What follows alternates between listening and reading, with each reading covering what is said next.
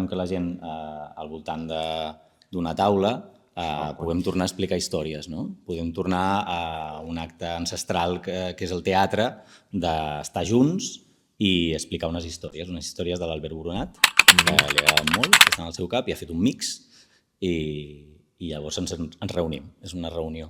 És una reunió, sí. Sempre avisem abans de començar la funció que la gent no es posi nerviosa i que no es preocupi perquè no han de participar, però sí que la gent forma part d'una manera indirecta de tota la història. Tenim el públic al costat, a banda i banda nostra, i per tant, d'alguna manera, són com partners en el crim, són partners en l'escena. Ens acompanyen durant tota la història i els fem partícips. I és un thriller també perquè l'Albert Boronat planteja qüestions sobre la moralitat dels actes malvats, o sigui, fins a quin punt la llibertat està en l'acte de fer el mal, com pot ser arribar a matar algú. L'Albert ho diu sempre, ell ha escrit una obra sobre les coses que li agraden, que és filosofia, poesia, thriller, i no diguem la part final, perquè és una sorpresa, perquè la història final és una de les coses que més li agraden a l'Albert, i a nosaltres també. És que nosaltres volíem, quan vam començar a assajar aquesta obra, tenir la gent a prop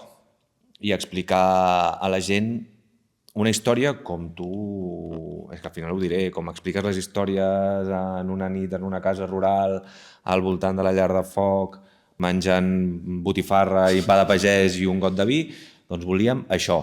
Clar, nosaltres vam començar a assajar això just després de la pandèmia, volíem tenir molt a prop a la gent.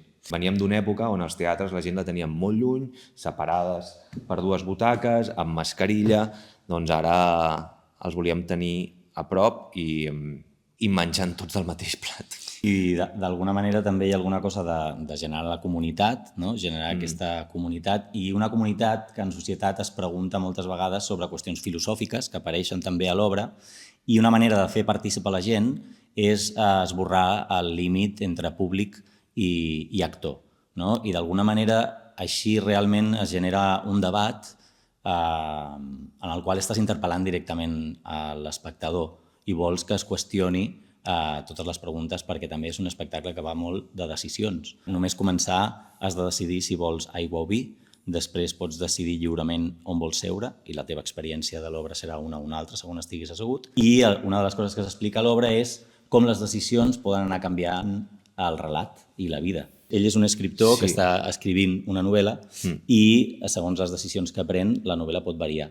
A la vida passa una mica el mateix. Segons les decisions que vas prenent et vas conformant d'una manera de ser o no.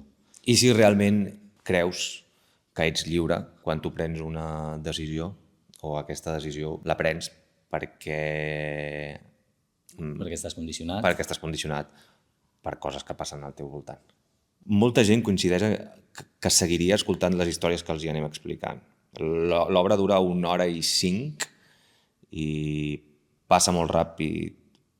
Això és el que ens diuen. I el fet de compartir escena crec que és una part de l'experiència que és agraït, i això ens ho han dit moltes vegades, no? I a més, que s'ofereixen moltes coses en aquesta funció. Claro, hi ha regals. És Nadal, hi ha regals. Hi ha regals. No surt borratxa, però beu vi. Hablando de vino. En aquesta temporada tenim un vi molt bo de Prado Rey, que és Adaro. Sí.